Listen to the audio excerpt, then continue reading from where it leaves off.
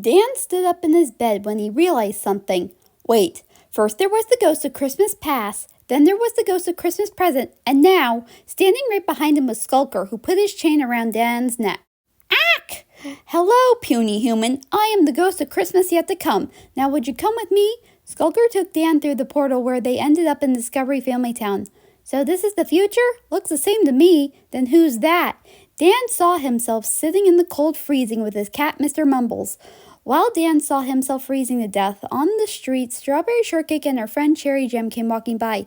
Excuse me, would you girls be so kind to help a man like me out? Oh, well, Strawberry, no, he's a jerk. Yeah, sorry. Strawberry and Cherry walked away. What's going on? Well, because you're lazy and have no job, you get kicked out of your apartment and become the town's homeless man. Homeless man? It's okay, Mr. Mumbles. No Toon may want to help us, but that doesn't mean Chris can't. Yeah, Chris can help. That's what you think. The two were now outside Chris's home. Dan saw himself at Chris's doorstep with his cat. Chris is so going to help me. He always does. Are you sure? Future Dan then knocked on the door and Chris answered. Chris, I need your help. Dan, for the last time, we've been over this. I'm done with helping you. But Chris! No, Dan. I had it up to here. Now go away. Chris shut the door on Dan, leaving him in the cold. What? I don't understand. Why would Chris do that? Well, after everything you did, Chris got sick of your revenge schemes and decided to stop helping you. No, this isn't how that is supposed to go. Well, it does here, but that's not all. Suddenly, the two were now in Fluttershy's cottage. At Fluttershy's cottage, everything was quiet and seemed a little sad. Why are we here? And why is it all quiet? See for yourself. Inside the cottage, all the animals were gathered around Discord, who was comforting a weeping Fluttershy on the couch. What's going on? Where's Angel Bunny? Oh, Discord, if only they could have saved him. I know, but nothing could save him now, dear. I better get dinner ready. No, this can't be. Discord and Fluttershy sat down at the table.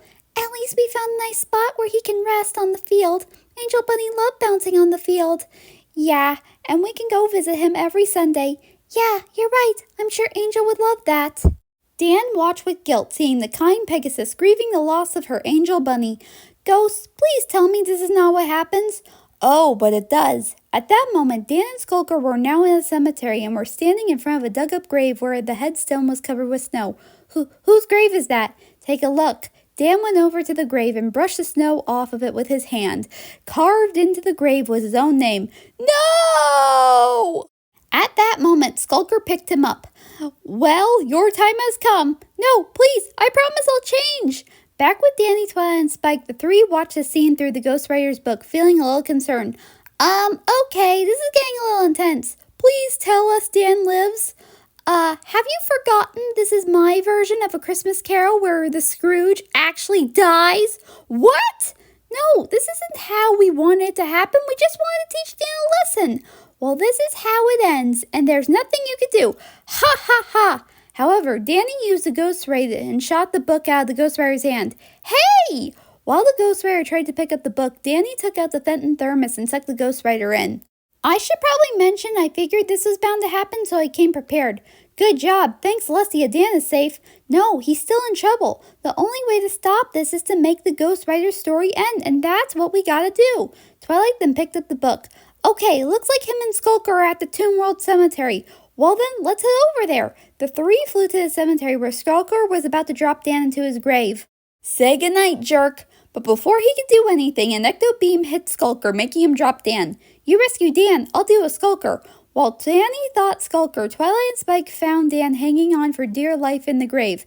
Hey, Princess, help me! Twilight was about to help him when Spike stopped her. Wait, Twilight, why would you want to help him after he was such a jerk to us and our friends?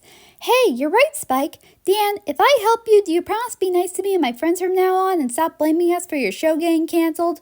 Yes, I'll do anything. At that moment, Dan's hand slipped, making him fall into the grave, but then he stopped falling and was floating with magic. Twilight used her magic to rescue Dan.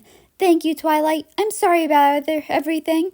Well, Dan, I can see you finally changed. Take that, Skulker! Meanwhile, Danny was still fighting Skulker. I will not give up this time. Wait, what is he doing out of his grave?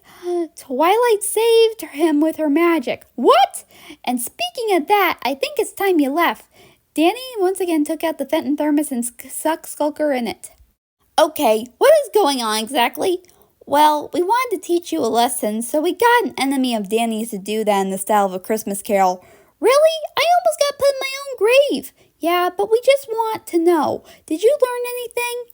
Yes, I did. I learned you can't be a jerk around Christmas and you must always be good around this time of year. Well, that's good to hear. Now let's wrap this Christmas carol up. Twilight? Well, Dan, since you learned a lesson, I hope you don't mind me putting a sleeping spell on you. Yeah, go ahead. It's been a long night anyway. Okay, close your eyes.